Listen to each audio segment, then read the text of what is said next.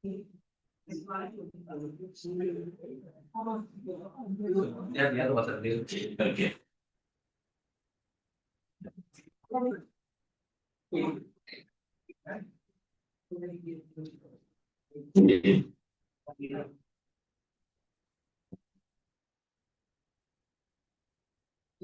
Okay. Assalamualaikum warahmatullahi wabarakatuh. Good afternoon, everyone. Okay, today we have what is it forum, and for this what is this forum, we have special guests coming from Bandung. Yeah, Mbak Anissa Eka Putri Kusmayani. Okay, from Initiative of Change Indonesia. Today we will hear his her presentation about Entanglement of Wellbeing and Land in Baduy Indigenous Community. So for the preface, we know land and other resources, soil including the resources, it are only seen for the economic purposes. So planting, harvesting, and others come from the earth only seen as model to alert the bigger model of prosperity. So in this opportunity, we will hear another perspective from the indigenous people or indigenous community is Baduy in West Java. Who's what do you say? Seeing the land and the planting is not only just for economic purposes, but there is a value and this the ants. I think this one of their belief that if this is not for economic, but it has the value for their belief and also for their local harmony, local wisdom. So for the what is there anything related about the value perspective about the well-being and land. So we will, hear from the speaker, Anissa Ika Putri Kusmayati. And for them, times and places yours.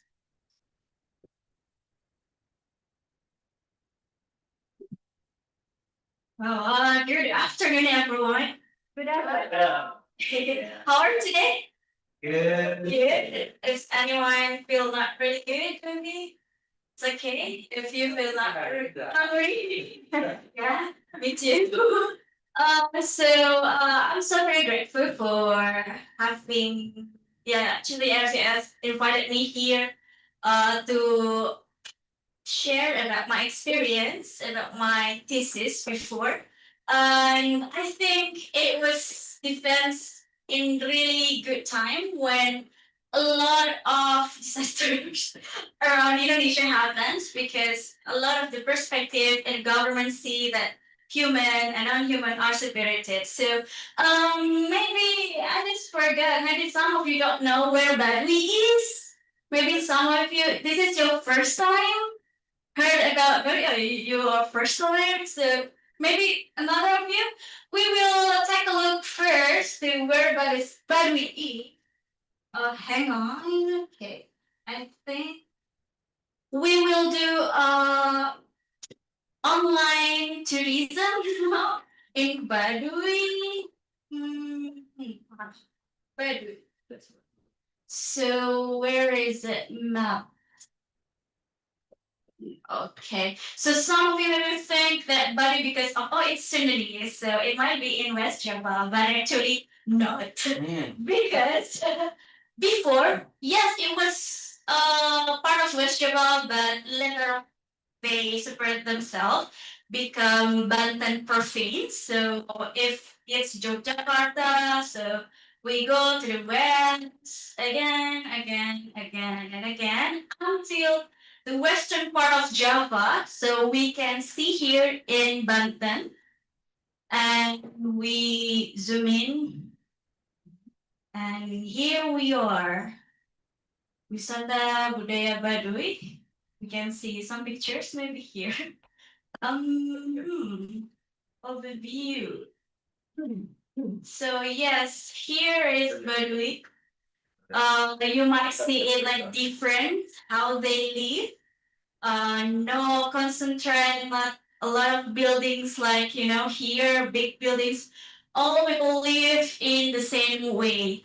They live with the same kind of housing, same yeah, roads like that. Even they are not allowed to use motorbikes or vehicles.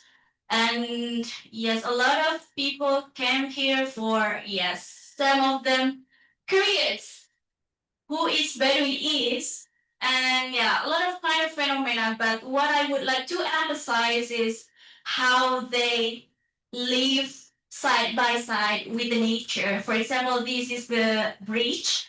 It might be in Gazebo Hamlet, and they use the a lot of kind of trees. What is this? Like trees and also like bamboo. Yes, bamboo, and also they connect it with a lot of people gathered and doing together. Like in Indonesia, we say it's gotong royong, like to do it together. From a lot of people there. So yeah, let's back here. I would like not to talk a lot about that. Um, Maybe some of you also confused when I talk about Baduy Indigenous people.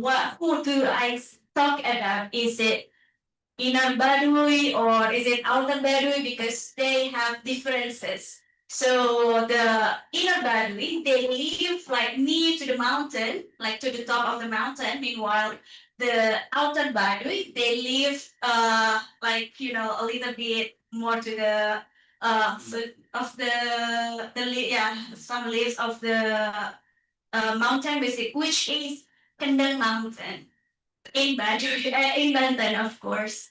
So let's talk about Baduy and Huma, which is I talk a lot in my thesis. And have you ever heard about Huma? No. Yes, even me at that time, I am also Sundanese, but also I don't understand what is Huma is because I already not exposed a lot with the traditional knowledge. But Huma is the field, basically like that. Let's say like that. Huma is the field. I will talk about it later on, but first of all, I would like to explore that in Baduy, as well as us maybe here, as Muslim, as Christian, we have the belief as well as they also have the belief, the basis, the fundamental belief which called pikuku. They inherit this from their ancestors, and it passed generation to generation until now. So I can read first.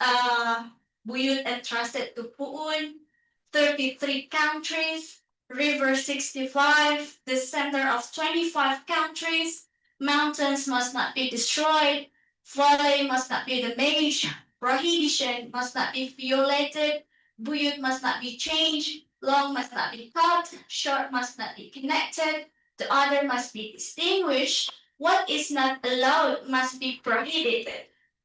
And then what is right must be justified, picking must be excused, taking must ask, scooping cutlery must be done with the owner's permission, praying ginger must tell the owner, shaking a tree must announce hers, speaking must be measured, words must be considered, do not speak carelessly, do not speak at will.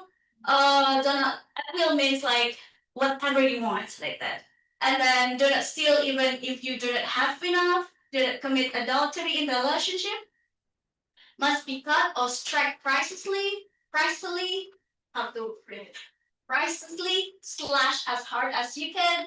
And the result is if they don't do that, can fail to be a leader, can be crazy to be a noble, can lose influence, can lose authority, can lose the fight, can lose the war, can lose courage, can lose power. So they believe on this pikuku in their daily basis, and they embody this into their daily life, which is they also have the pillars of their daily life that are really important. Maybe for Christian, you celebrate Christmas, maybe like that, or maybe you, as Muslim, celebrate like Idul Fitri, like that.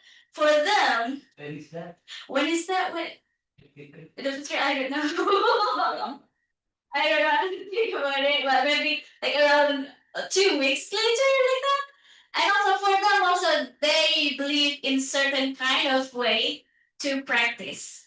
So here, mukus mean burning the incense, and then ngawalu, which means they celebrating kawalu months. It is the time for them so very crucial because they will prohibit a lot of tourists in those areas, especially for inner Baduy, because the purpose is from Kawalu they need to go back to themselves and also go back to the belief that they need to be, let's say, hermited themselves. And then they have ngalaksa. Ngalaksa means celebrating Sarang tahun ya, when some other other indigenous people, or maybe in American things, it could be like Thanksgiving, like that, like celebrating the harvest, the big harvest, like that. And also something really important for me in Ngalaksa is they do census. So I think for indigenous people, since a long time ago, they already know that they need to do the census for their people, so they can know how many people of Baduy at that time of their people. And then ngalanjakan means catching some animals for the rituals, and it's not allowed to use any kind of weapon, only by hand and also net. And also ngapundayan, it's limited to the river, so it's like different, like hunting and also fishing, like that. And oh, I forgot the muja ya. Muja, opsi. Oops. Muja means so maybe if we talk about Muslim, they have Kaaba. They visit Kaaba for pilgrimage. And in Muja, for Baduy people, they have Sasaka, Pusaka Buana, and also Sasaka Pusaka Domas, which is located in Baduy Dalam. Yes, in inner Baduy. So they visit that area, but very limited. Not all people from Baduy can visit, but it's just several people who is entrusted to visit there. And it's related to yes, Naraksakan Sasaka Pusaka, which is they visit and also they take caring, maintaining that place. And also the last Nasu Ratu Ngayak Penak means they need to like, let's say, side by side with the nobles and also side by side like maintaining what happened with the how to say it, like someone who has the power like that. In this context, then they visit the governor of Banten. And yes, now talk about ngahuma. We talk about ngahuma. Maybe some of you do know about agriculture. Yeah. Yes. What is the what usually Indonesian plant for their staple food? Rice, of course. Even maybe for some other area. In other area they not plant rice, right? Because different kind of geographical things. So in Ngahuma, it's an agricultural practice in Baduy. using following system. Can you remember, or maybe do you know that how many harvesting time in a year usually for the wet rice field? Three times? Or 2 times? 3 times or 2 times? 4 times. 4? Sure. 4? Oh wow, that's crazy for me. Like I think this is so very crucial for us who already exposed a lot that yeah we need to take a lot from the field, from the even the land should produce like 4 times a year. So my question is, how about the land's wealth, like the healthiness? How about the land's fertility, like that? That's my questions. And when I go to Baduy, they explain to me that, oh yes, we need to make the land resting because if they don't take a rest, they will not fertile. And something that really important, they make the land resting for 3 years, 5 years, which is maybe for some of the farmers, like, how can I produce the rice then? How can I get a lot of rice? And especially if we talk about the government, how we can do the food security then, like that. So a lot of things like in my mind at that time and a lot of questions. Yes, these are like just a small taboo that I put here on the presentation. They are not allowed to sell the rice, which is in the context of economy. Some of us like sell the rice, produce a lot, not yeah, more income and also maybe I don't know, but for me when I assume because money already take over the perspective of what is important in life. And something that's really important in ngahuma, it's not only about the rice. Maybe some of you think, oh, in sawah, in wet rice field, it's only the rice, right? If we see about it. But it's not in Baduy. They plant a lot of kind of, I don't know, like vegetables, a lot of like sometimes potatoes, peanuts. And I really like to live there because sometimes every day they harvest a lot of things. Because maybe for what is that? The corn, they harvest it like once a month. Like oh, this field already harvested, and like they can fulfill their own needs by their own. They do not need to buy in some certain circumstances. Yeah, and then no pesticide is not allowed to use pesticide like the chemical one, but they are allowed to use the what is that? The traditional, the natural from the other kind of plants like that. And then of course resting time for land. And this is the cycle of ngahuma. I'm not really sure with the wet rice field because I think some people in farming the wet rice field they do not do some kind of rituals, right?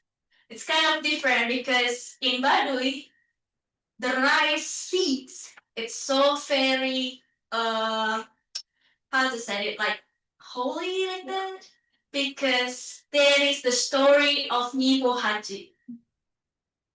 Yeah, Dewi Sri maybe yeah some of you known it as Dewi Sri. So in Nyi Haji story, Olot Sari told me that oh the rice actually came from a really suffering little kid. And because Tripo Haji really how to say like feel in touch with the story like that.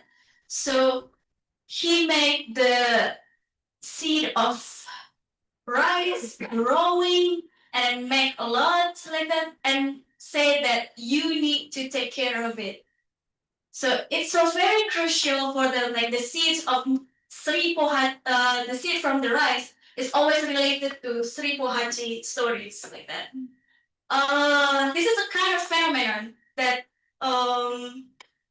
people they how to say the story, which is something non-human, I think story. It's really affected a lot to human how they behave. And yes, I would like to explain little by little maybe. So first is Narawas. Narawas is the time when they prepare the soil. So in Baduy, because they give the land, I don't know how to say that, but let's say the land resting like that. So the land, they maybe a lot of grasses maybe grow like that, and moreover, later on, it become like a lot of grass, maybe some of the trees coming like that, and maybe for 1 year left behind, the Huma changed the name. It become Ruma and Jami. For the and the third cycle is Ruma.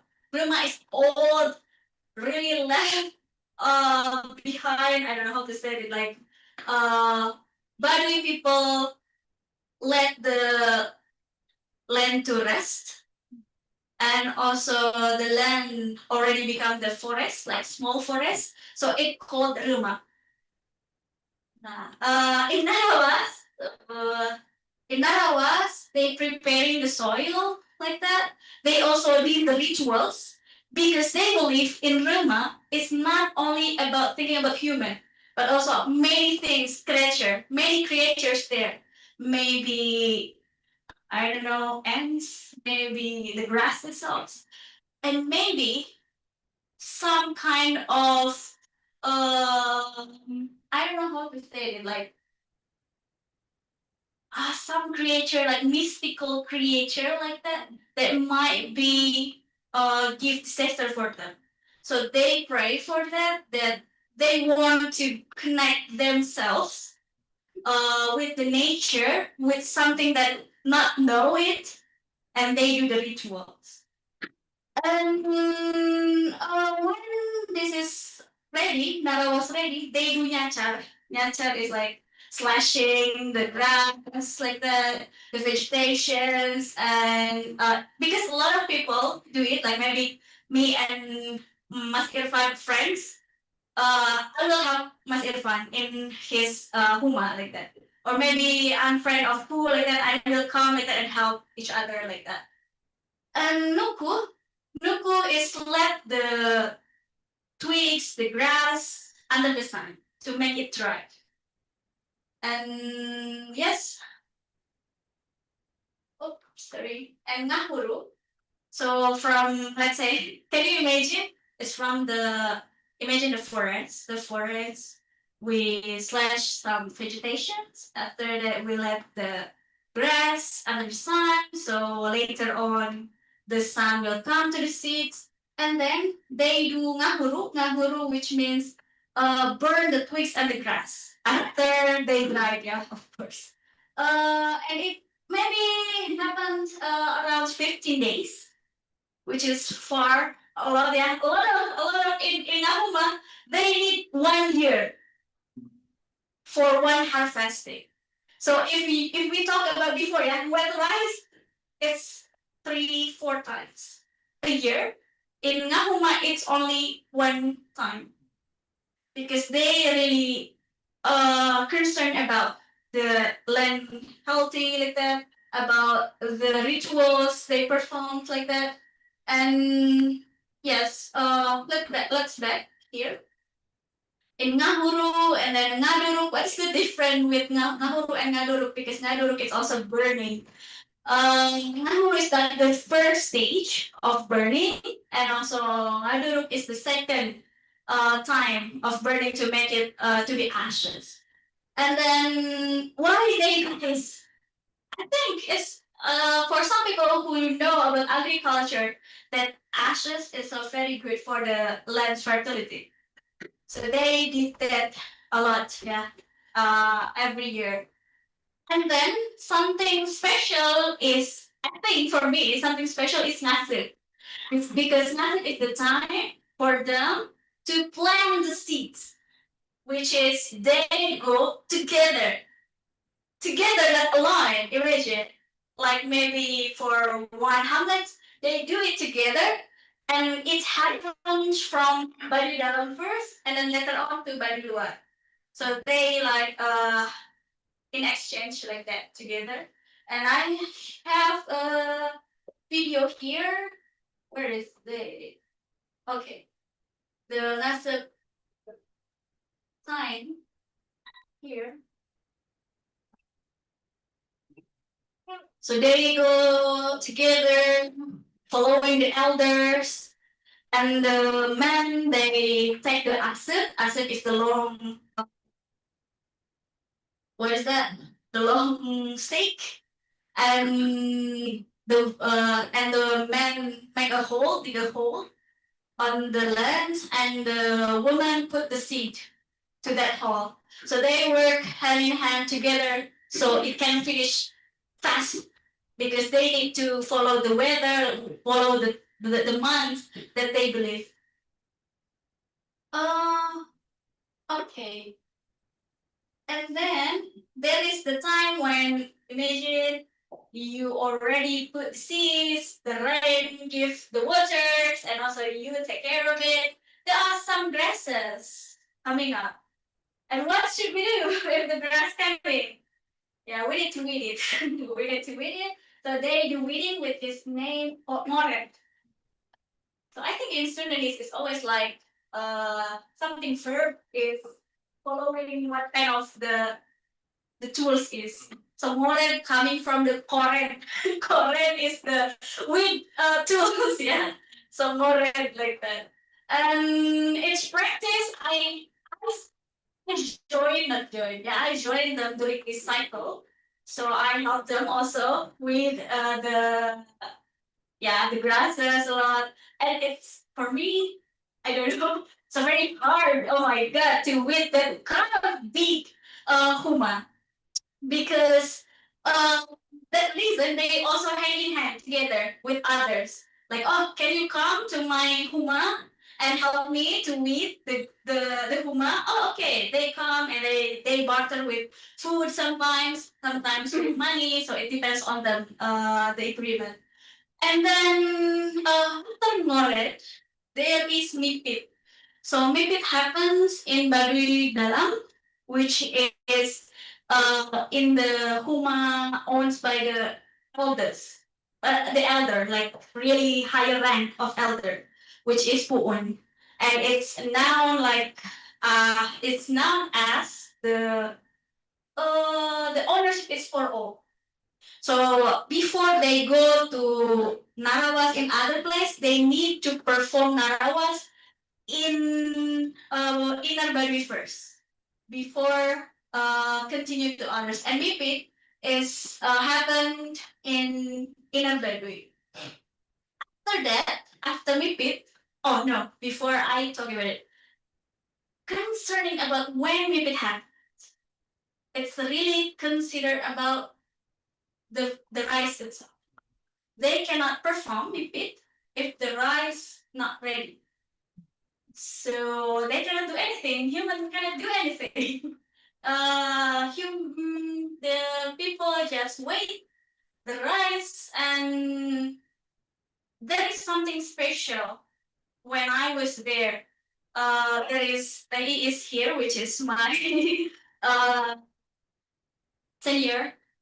I went there with is in 2024. Yeah. And at the time, I was considering, can I go to Inner Baduy like that?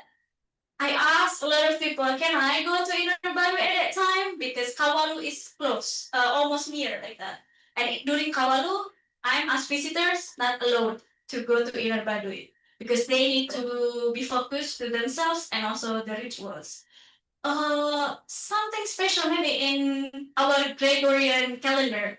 Is there any things that maybe happen? Oh, we will not enter January yet because something not really well like that happens like that. I think no, yeah. We always just come by with the time like that. Oh, it's already January. Okay, like everything is so very strict like that. But in Baduy, at that time, they cannot enter the new moon, the new month, because the rice is not ready to be harvested. And if the rice is ready to be harvested, they are allowed to go to the next month. So I think it's so very crucial to understand how is their relation with nature a lot, because they not take decision by themselves, but it's also consider about how about the rice? Is it ready or not? Are you ready or not? Or rice like that. If you're ready, we will go to Kawalu together like that. So if Mipit happen and it means Kawalu is closer to them. And also, some people will notice. Usually, the chief of the village will announce that, oh, Kawalu will be happen in certain Gregorian months like that, or days. Like that. And then after that, Baduy people do dibuat. Dibuat, it doesn't mean in Indonesian it's like made, but it means harvesting. So it is the harvesting day.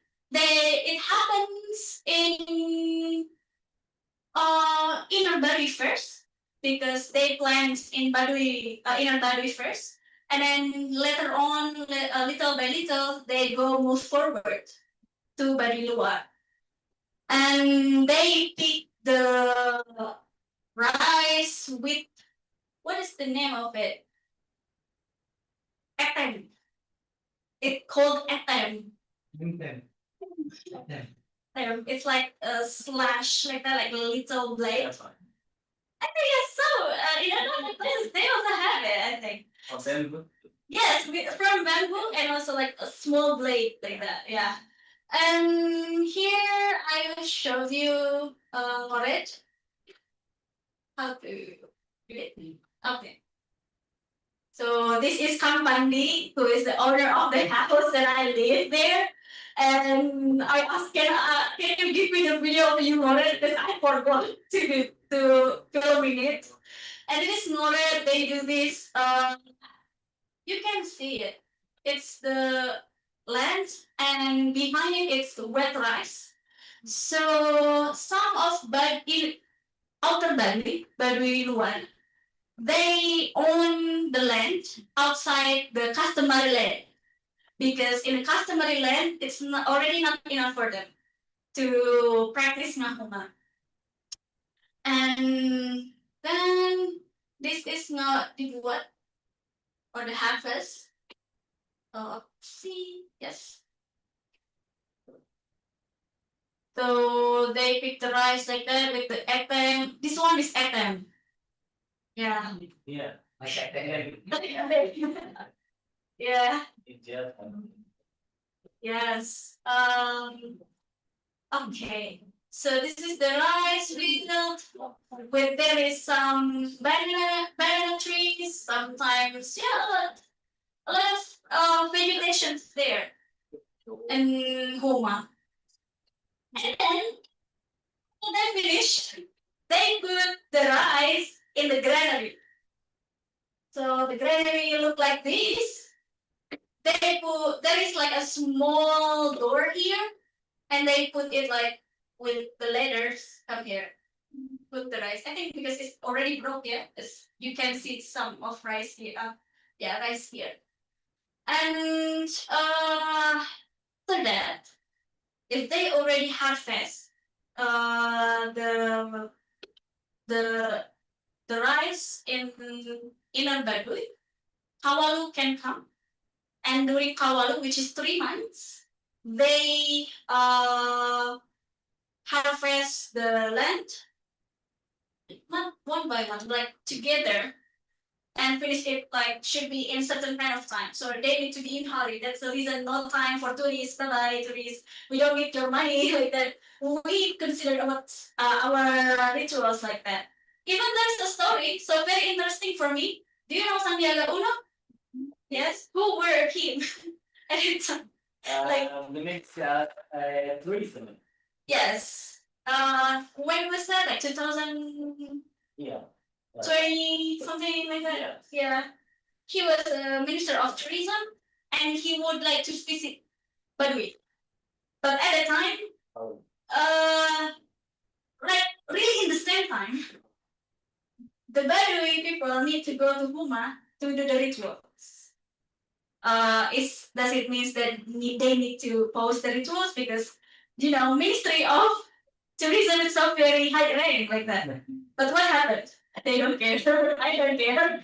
And whoever, even you are the president, this is our rituals. And this is so very important. If we don't do this, it will delay everything like that. So but yeah, I think this is like the very beginning point that they can determine their own way like that. When they don't really rely on the government like that. So it's kind of phenomenon I think so very important to see how the human and non-human relations, how they give, how to say it, like reciprocally give to each other like that.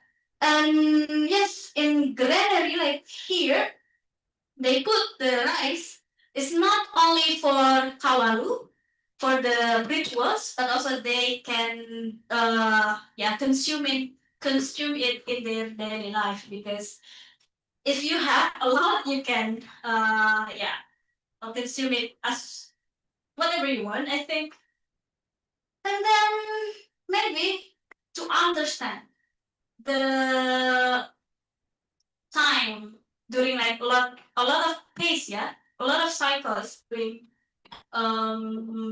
ngahuma, and they do follow these months, which is not the same as our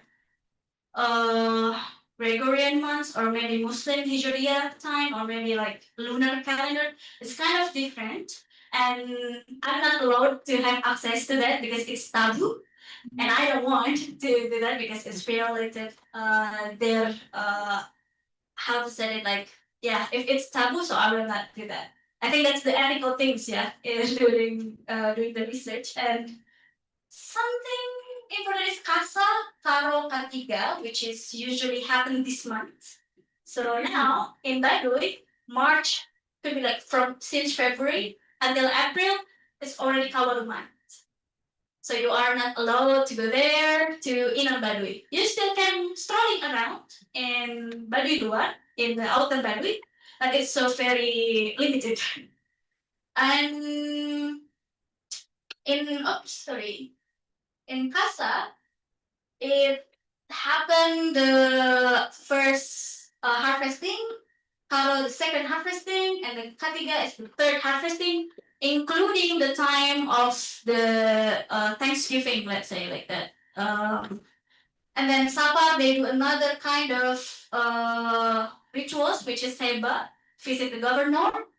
And Kalima or Kanam later, they start to plant the seeds again, like that.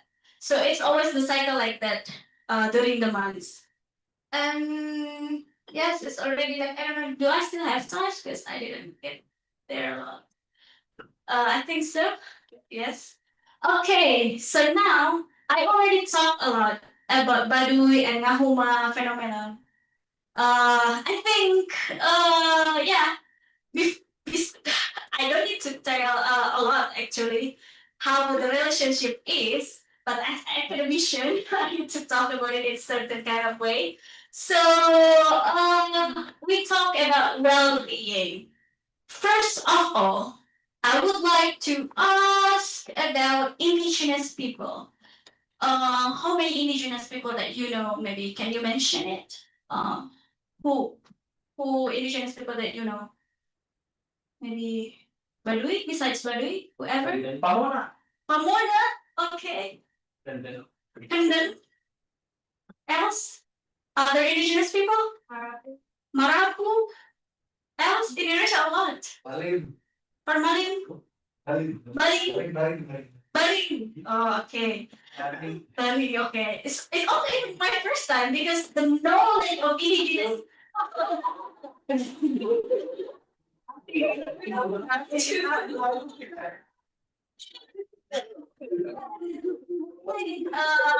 Censure.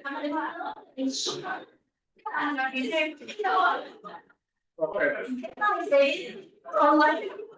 Other vendor is in danger. So the knowledge about indigenous people is not really well known, especially in the school. I mean, because I'm CRCS student at that time, I can go deeper to understand about it. But in the school, how about it? And that's the reason a lot of indigenous people face a lot of problem because their perspective is so very different with the government. For example, here, like a lot of land grabbing, agrarian conflict happens everywhere. Like, oh my God, how can they live? Meanwhile, we can see that maybe from previous one, from Baduy, they really have the tight relationship with the land. And then it has the problem with anthropocentrism. When the human become the center. Like, let's say everything is revolving around me, please, like that. So, in anthropocentrism, you can see the hierarchical things that human is like in the top. Even I was questioning in anthropocentrism who is human is. Is it Western? Is it white people? Is it indigenous people? Is it women? And usually it's like white men. It's usually like that. And in anthropocentrism, it's human and nature seen as separate, and also seeing non-human as resource, and also usually all things measured by the same indicators. And it's happened, and it also have the effect. The outcome is land grabbing because let's say like this: the government say that, oh, I would like to measure the income. Usually they measure like how much money you get in a month. How about Baduy people? Do they get the money every month into like 25th of the month or maybe the first month, the first day of the month? No, they don't. So it doesn't fit at all for them. And when we talk about well-being, can you say anything about well-being? What do you think in your mind when we talk about well-being? Prosperity. Prosperity? Sehat? Happiness? Else? Smile. That's good. Thank you. And else? Else? Okay. I will move. Usually in Indonesia, it's so very complicated even for me at that time. Because well-being considered as kesejahteraan. And kesejahteraan in the perspective of government usually limited to economy, which is you already said about prosperity. Whose prosperity? Is it communal? Usually not. Usually only measured by the person, one person, one family, like that. And then about the health, yes.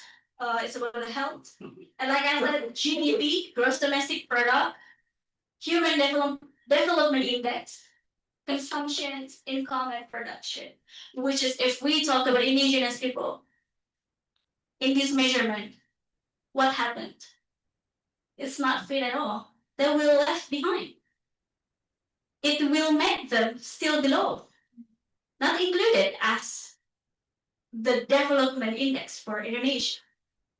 And I think that's the problem because the government see well-being different and also cannot be flexible, cannot resonate, cannot try to fit in with the people itself. So yes, I would like to see that instead of talking about anthropocentrism, that is the wealth, the prosperity of personal.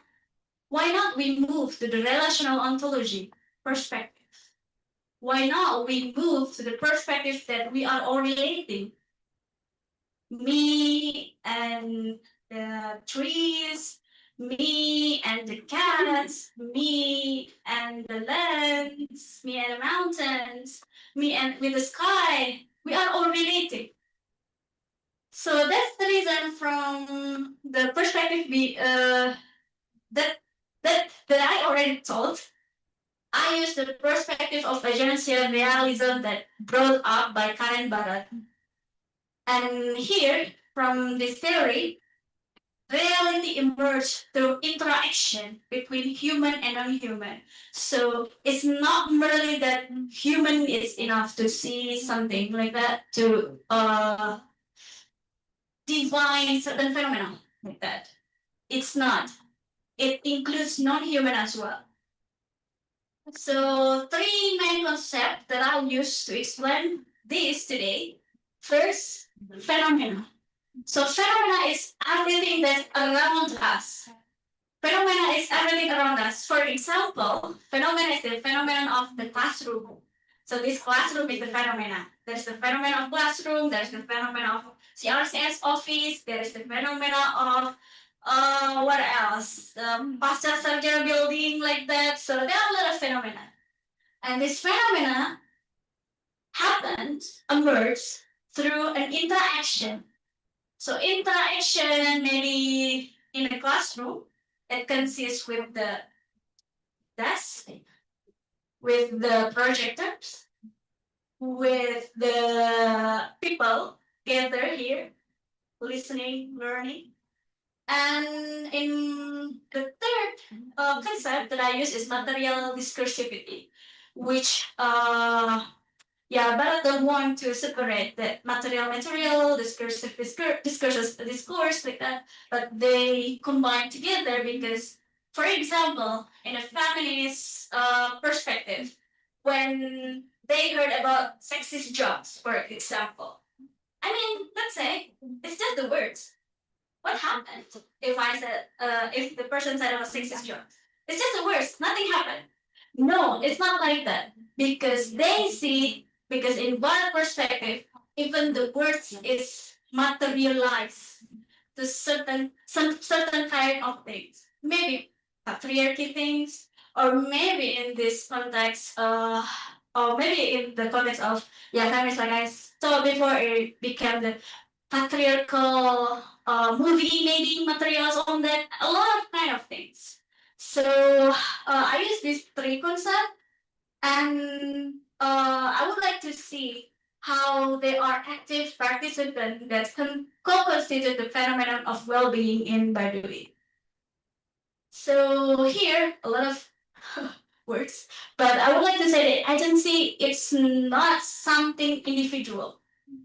Agency is relational. It's like go together, and it exists, already exists like that, and it's the continuous process of interaction. So why it is it's interaction and interaction? There's a question like that because in Barat perspective, interaction makes the exclusions that we are not together. Instead, we are already together, but the differences is who with whom we are relating to, like that, and it's limited to the definition of certain kind of phenomenon like that. And something that I would like to say is also the certain phenomenon is the collaborative action that happen and exist around us. Like I already told before about the classroom, it's not only about there is the lecturer and also the students, but also there is the chairs, there is also the desk, and a lot of things. And in a matter discursive, here it could be like the discussion itself. Maybe the discussion is not like something you can see it, but it's there. And it's also kind of difficult for me to to see that, oh, which one is ngahuma. So in the perspective of Karen Barat, you can see a lot of lines here. So this is the, let's say, like as the title of today's discussion, it's called entanglement. They entangle to each other. The indigenous people entangled to fire, to water, to tools, to seeds, to the land, to the rituals, to pikuku, to Nibuhat history, Okolot authority, as well as the others. The land also entangled with indigenous people, the fire, water, tools, seeds. All of them, um, they interact together and consist the phenomenon of ngahuma. And what I would like to say, why you have that kind of thought? Because if we put the human above, it will make the different perspective, which is like the government see that we can control the land, we can control the resource. Meanwhile, a lot of visitors, how can we control that? I don't understand. And through that perspective, that's the reason there is significant differences, which is here in the perspective that human are above, which is here I might put indigenous people in, but maybe in the context of Indonesia, it's the government here who controls not only the land but also the indigenous people itself.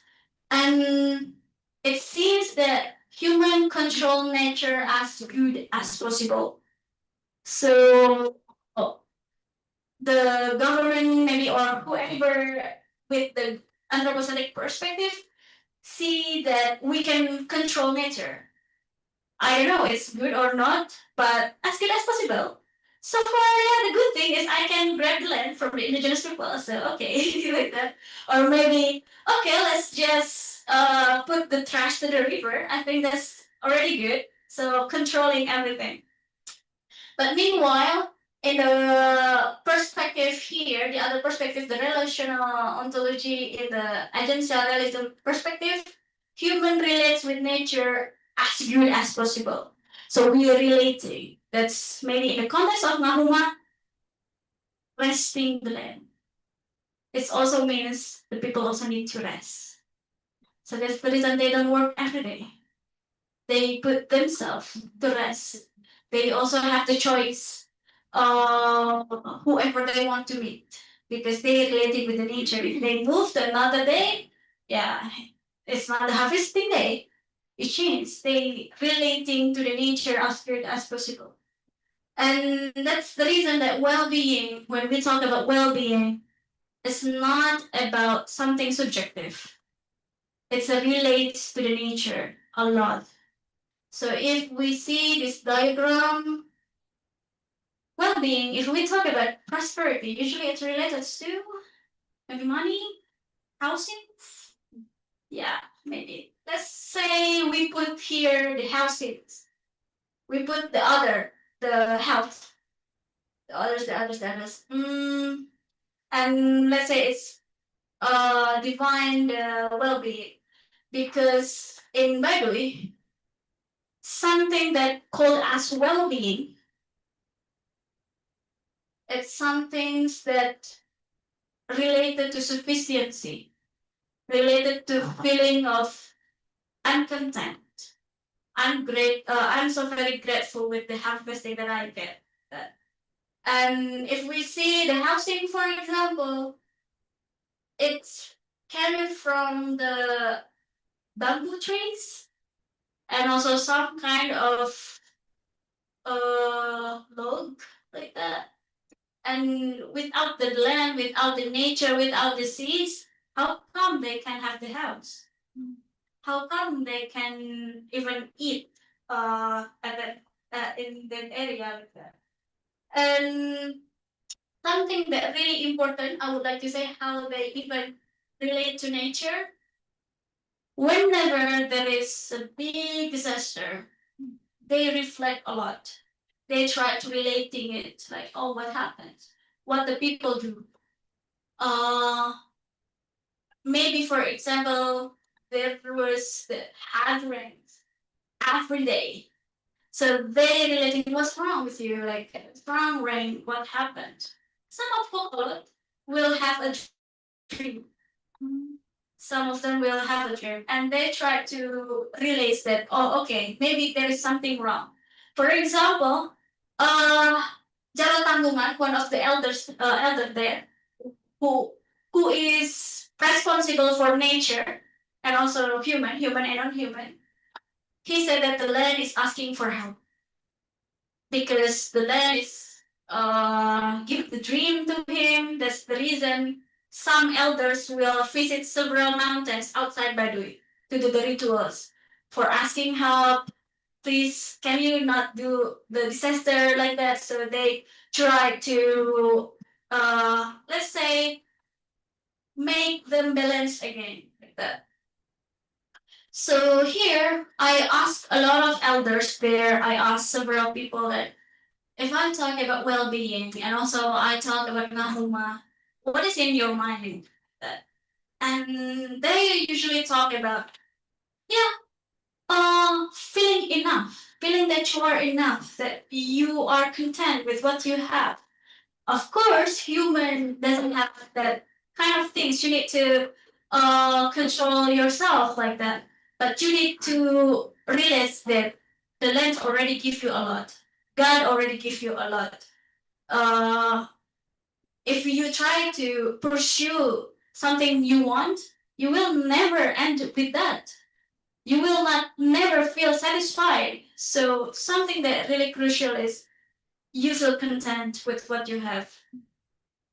And here, yeah, some findings that I think is very crucial. When they feel sufficient enough, they also see that, yeah, sejahtera or well-being is not something that you take a lot of money, but it's related to they perform the kawalu, perform the spirituality itself. They can take care the mountains, the valley as already written on their pikuku. Not written, yeah, because it's oral actually, oral traditions. So it passed, yeah, mouth to mouth like that. And then they see that lands also has agency that they cannot do a lot of things. They need to relate with the land a lot. When the kawalu when it happens like that, when to continue like that, and also something that I forgot to put it here that the months is related to astrological things, and it's only limited people that know about it, which is taboo for outsider to know about it. And then if they can relating to the nature, they can get the reward as the fertility from the land, the good harvest like that, and also if they don't do that, the violation will happen. Like I mean, the disaster will happen if they violate the pikuku, for example. So usually I ask them, what do you think about mining like that? Because mining is not really aligned with their perspective of ngahuma, for example. If because for them, in ngahuma, the lands it's so very how to say it, like, yeah, like if you dig with too much, it will hurt the land. So when we talk about mining, they feel so very pitiful for the people there, and also already asked actually they asked the governor that you don't need to do this, but the governor kept doing. I don't know why. So I would like to say that in the context of ngahuma, indigenous Baduy people in their housings and their daily life, how they feel sufficient with what they have. Well-being has to be varied. Because maybe in Baduy people it's about ngahuma, but maybe in Awiyu people I don't know. Or maybe in Maori people I don't know, which is like fitting the perspective of well-being is. And through relational ontology, not as merely subjective, not only the personal, but it's about the people, the communal also. And rather, the well-being is an ecological wholeness. So it's not only about the human, but it's the whole of the nature. That they relating to each other. So this kind of phenomena, in a broad perspective, because well-being is the phenomenon of well-being occurred because non-human and human they relating to each other in the interaction. So something that I would like to put here is also Jared Tabungan said many ways to earn money, but not selling the nature.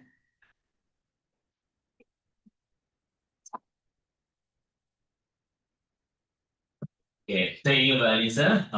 Really presentation, and we know not about only your finding, but also about Baduy. Okay. By the way, you also use Baduy. Please, like what this. Oh yes. This one is the attire in Baduy people. They wear it like here. This is Orat Sarif, the elder, one of the elder in Baduy. And I live with this family in Tahito and Kampandi. And this is the sister and also the brother. Here is May, the daughter of Tahito. This one is uh San Santa, who is the son of Kampani and Tahito, and also is Ambu, which is the wife of Poloksan, and it's me. So the attire here, we it's they wear it in outer Baduy. So in inner Baduy, they wear black and white clothes, or only white clothes. Yes, and this one, the what is it in English? The scarf. Yes. The scarf. It called I forgot the no. I forgot. But oh, Jangawari. Jangawari scarf. Jangawari scarf. It represents about that you need to be sederhana. What is sederhana? Modern, like simple, modern, simple, like that. So it reflects about that. That yes. And all made from nature. Pardon? Made from nature. Nature. Yeah. Oh, this one. Some of them yes, some of them not. So the economical things happen in Baduy is also not only about Baduy. They relating with other community like that. So they are not isolated like one like that. Okay. Yeah. Okay, thank you. So we move to Q and A. So anyone, please want to ask about this presentation? Maybe 3 persons. Anyone, please? You want to, Helen? Yeah, please. Hello. Thank you for presentation for your intellectual generosity. You've sparked my curiosity about something I've heard. So thank you for that. I'm especially interested in I think your sort of normative claim. You want us to sort of move from anthropocentrism to relational ontology. And I think that's very, I agree. And it's inspiring to think about that. Also, there's the reality of where we are right now. And I'm curious how you see that taking shape, or if Indonesia was to move in that direction, what would that look like? Either at a micro level or a macro level. Or are these two worlds just inevitably going to be sort of in opposition, right? So hope that question makes sense. You got it? What is your name? Jason. Jason. Okay, thank you, Jason. So maybe directly, yeah, you might. Oh, Alinando. another question? Another question. Yeah, please. Yeah. Yeah. Oh, other Oh. first. Okay, another question. Please, anyone? Okay. You want? Okay. You want to ask? If not yet. Okay, yeah. Yes, please. Yeah.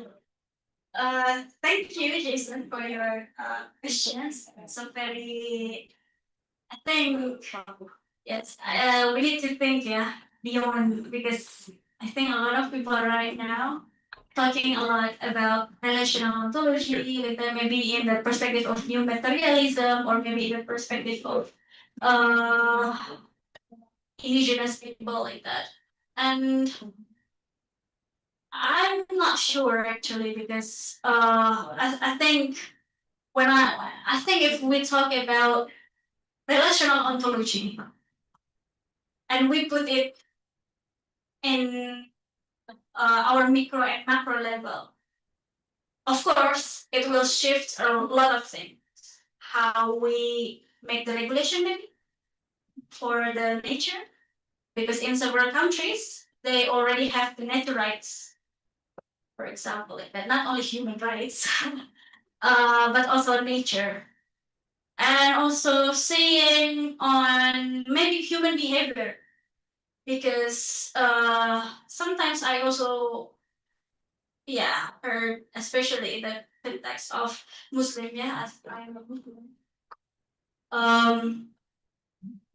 the context of certain discourse, like in agency realism, it's materialist perceived, because everything that the words say or we say is also materialized in certain kind of things. In Islam, maybe for example, they have the term of Khalifa.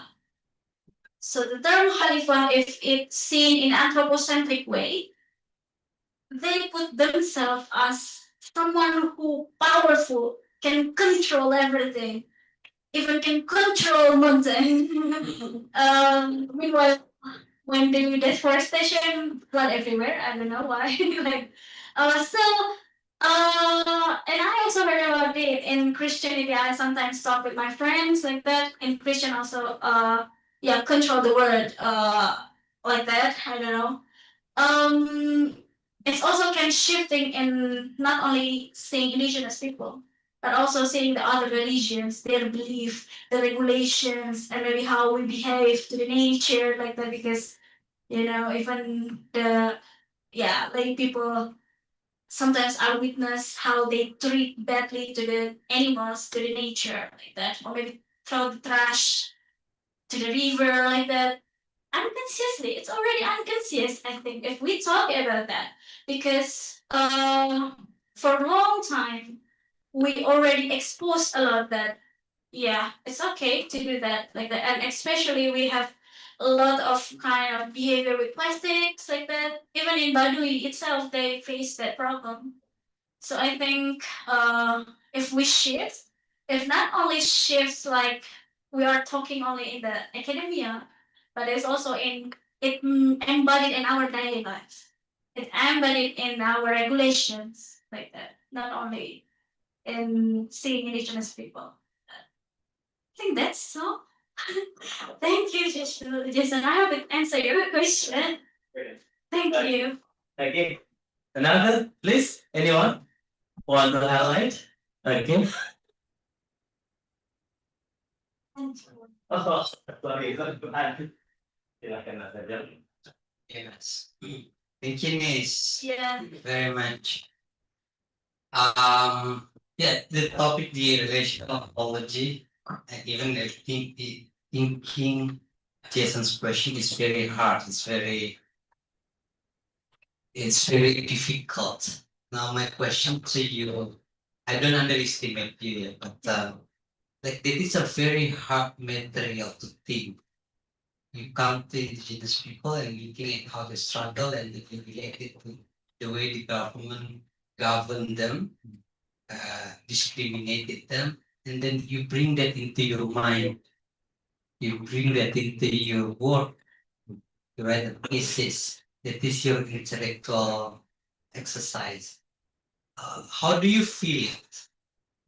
Uh, Like, how do you carry that as a person, as a young woman, small person, carry the very heavy thinking? Thank you. Yes. Good. Yeah. Very good. Yeah. No, different questions. So yeah, great presentations, Linus. So one thing which I think you touched a little bit in your presentation is just about, you mentioned that the Baduy Dalam no longer has enough land in their area. Now they need more land in the outer area. So what happened? Why do the land is not enough? It's not sufficient now for them. Is that is there a demographic change?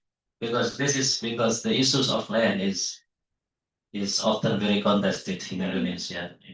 And the idea of the connection between human being and land, sometimes it sounds beautiful, sound peaceful, but it can also be in some situations dangerous. Because there are so many instances of what we call as ethno nationalisms, the sense that this land is given to me by God. And when there is a contest, then often, the conflicts become very deep, communal. And that's what happened in many places right now. And if you go to Indonesia, in many provinces, hutan adat is a very contested issue. Ulayat, hutan ulayat, yeah, in West Sumatra, we know that there is now a lot of issue with regard of this hutan ulayat, yeah, tanah ulayat, yeah. So, I mean, how do you reflect, this, because of course you put this in the context of the questions about well-being. So the well-being for the Baduis is their connection to the land. Yeah, but land is to have that such a land is privilege. It's a precious. Not everyone has the land. So someone without access to the land, you have to, you have to find your own way to understand, yeah, the situation.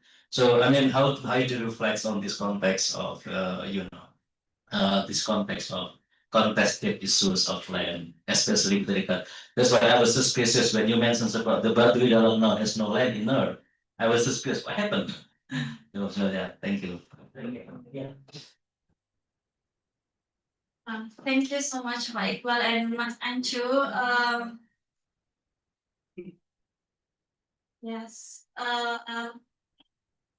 This issue is actually even like heavy for me, Mas Anju, to get it, of course, because it's also about land, yeah, like well contested, and also I don't know. Sometimes I feel like endangered when I talk about it, because some people might not like it, and if you ask me how do I feel to carry it, yeah, it's difficult. I mean, because it's not only about I need to concern about myself, but as I need to concern about the Baduy people itself. That I learned a lot from them. That yeah, let's say I learned some knowledge from them like that, because I'm not the owner of this knowledge. I just learned from them like that.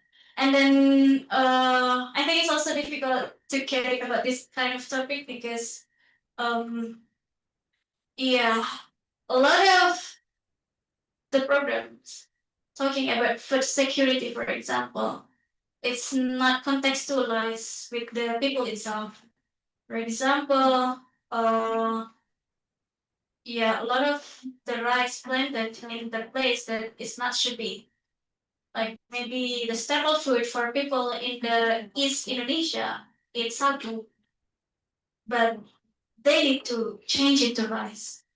So I think it's also yeah, really difficult issue, yeah. I mean, to carry, like sometimes I need to be careful to talk about it sometimes, because when we talk about well-being, even in the context of international discourse is still like limited to the perspective of like GDP like that in Asia like that. So very human based measurement.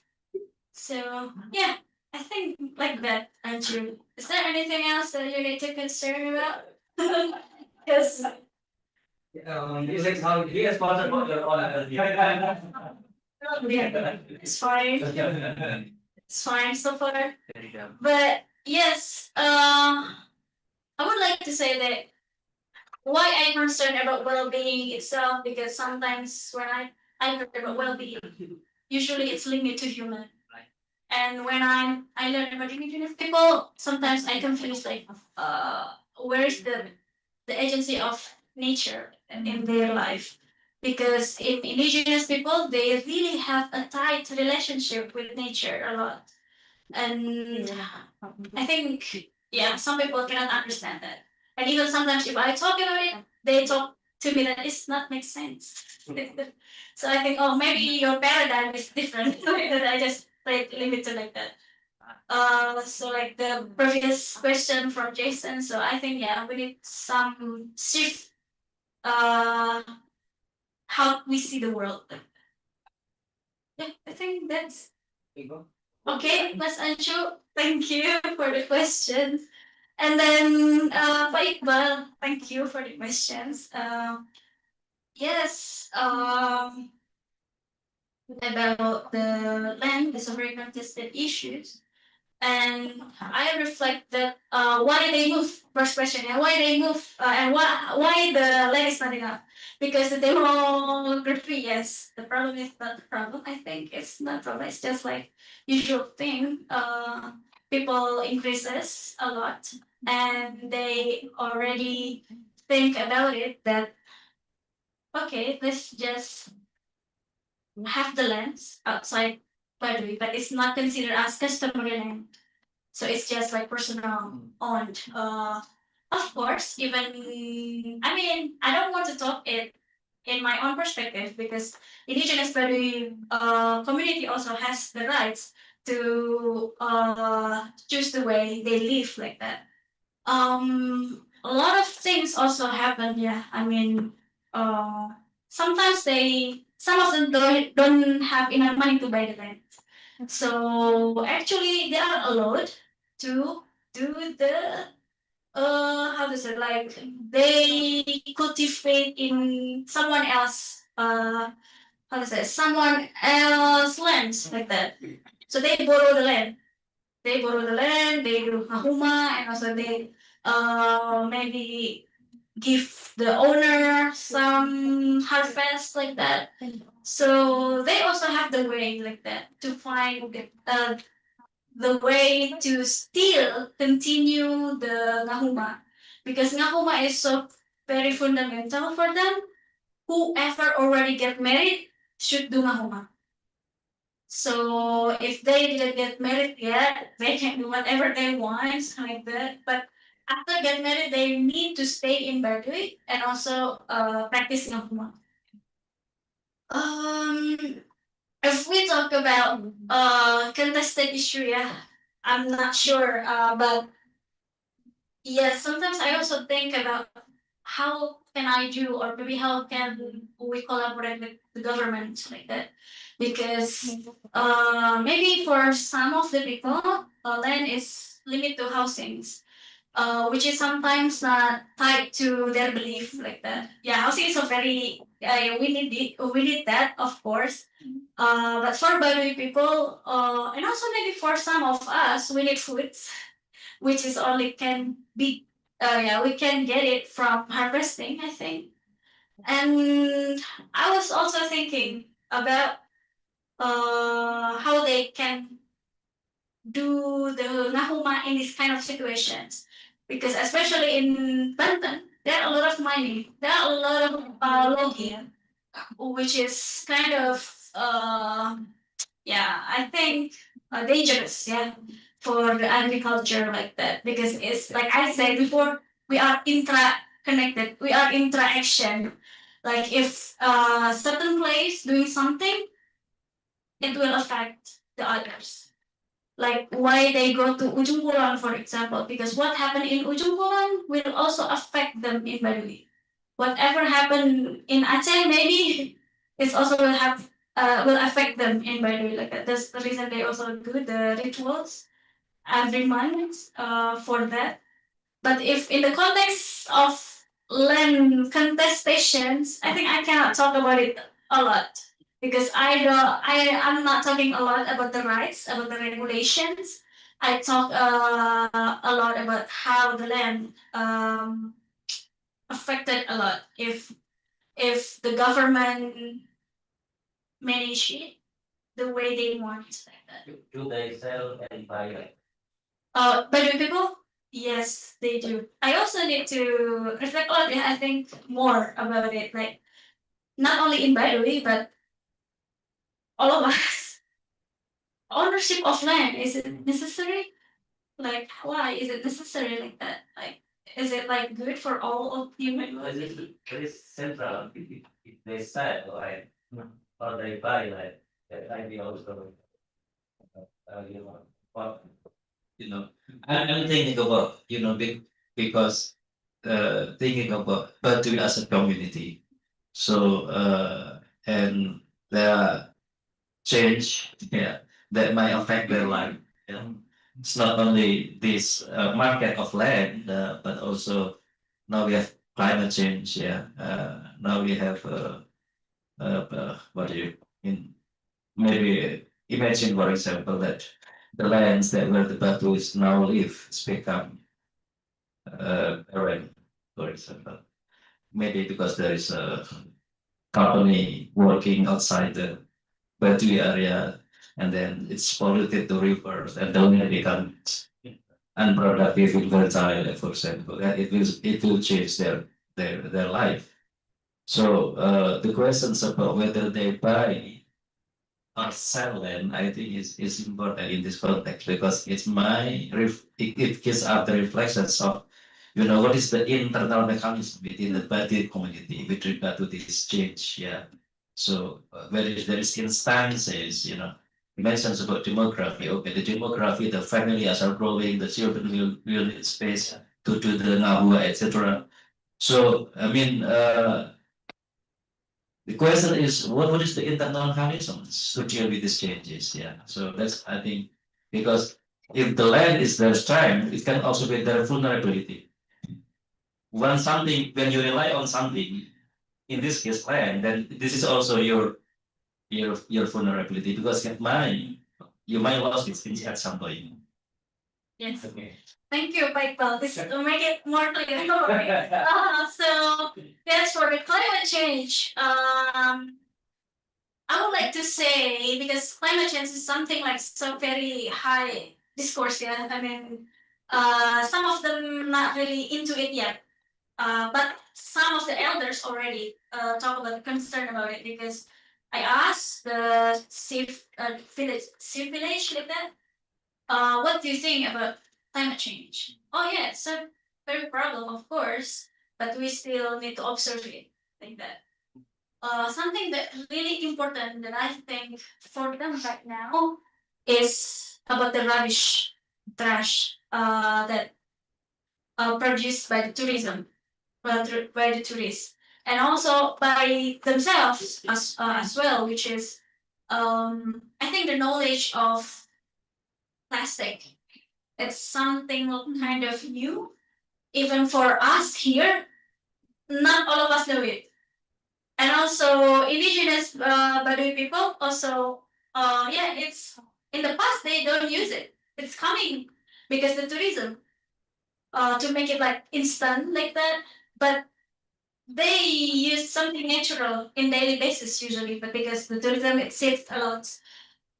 And for the land, like Pak Iqbal said, I think something crucial is about the institutional how they govern the people there. Because in indigenous Baduy community, something that I realized is so very important is this chief village is not the highest leader in their community. So the chief village cannot make the regulations as they like. So if the government from, let's say, the governor said something to indigenous Baduy community, do this, do this, do that, they cannot do that because the institution in Baduy community, they have a lot of like elders. They need to discuss it first. Because why I said like this, many cases nearby Baduy, the land like selling and but and also in the case of if there is a big company, all Sarif said to me that usually their own people sell them. So their own people, like let's say the chief of the village, sell their people to the company. So in that case, individuality, it's a really yeah, if it's added with the feeling of not sufficient, the feeling is not enough, people can be greedy, can do a lot of kind of things. So something that I really realize is how the institution there, the elders institution there, is so very strong to decide which is good, which is not, which is still aligned with Pikuku or not, like that. And it might take a long of time. So how about like, oh, it's time to sell, yeah, sometimes it still depends on the personal, but they will always have the elders to accompany them. I think like that. Okay. Thank you so much. Beautiful. Okay. Interesting question. I think again, thank you to you, Anissa. Maybe about the response from about what you say about this contestation. Today, from Baduy also, we not only see about the land contestation, but about the everything, including food. They preserve well about this food. We not to contest where's the best food have we to for our meal. Yeah. Yeah, yeah. We will learn how they have their own way to preserve their meal, to preserve anything that have been told by the ancestor, including how to harvest the rice. For me, I'm from Japan, from South Java. I yeah, this is the first time I know and I see how the rice can grow up in the what is like dry land because mostly yeah we not just put the seed but mostly from the small plant we put it in the land, the wetland, so we can got two up to three times harvesting from the rice. So this is kind of maybe the what answer our curiosity how they can perceive their own belief, their own way to see about the meal, about the food. So I think this is kind of also we can learn many things, including maybe in our home, our origin. Yeah, maybe there is another kind of method like Baduy preserving their own belief of about the food, about the nature. But sometimes we because we have many infiltration in our mind, our lives. So we can say, oh, that's so. What is we say? This is so old. We need a new one. So we have to shift, from the from the old to the modern using the medicine, using pesticide, using the new what we say innovation of agriculture. So this is we not to change, we not to save, because we learn from body processing their own way they can get the well-being as they know about the well-being. I think that's okay. So we move to the next agenda. Okay. Pak Iqbal, please, yes, Mbak Anissa. Pak Awi. Oh, Pak Iqbal, yes. Iya, Pak. Ini sempat datang terus kemudian balik. Nanti sekali Pak. Ya, kalau ayo Mbak Anissa. Ya, jadi jangan di bawah ya. Iya. Oke. Tapi ini kan karena ada. Pagi ini kan Mas. Thank you, ini great presentation. Oke, itu maaf ya, thank you comment.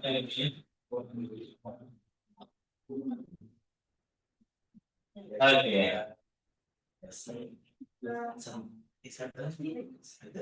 Iya. Oke, benar. Oke, terima kasih banyak Bang. Okay, everyone. We have here and we learned many things about the presentation from Aisa. Again, thank you so much for your presentation. So we move to the last agenda, is closing. Thank you again for your attending. So before we move from this class, we will announce that next week, yeah, Wednesday forum we have two Prof. Alimatul Kipti, yeah, from UIN, yeah, Sunan Kalijaga, from SLS, I'm sorry. Yeah, from SLS, to all talk about what that Pak Rumah. What do we say in English? Pak Father as husband house. Okay.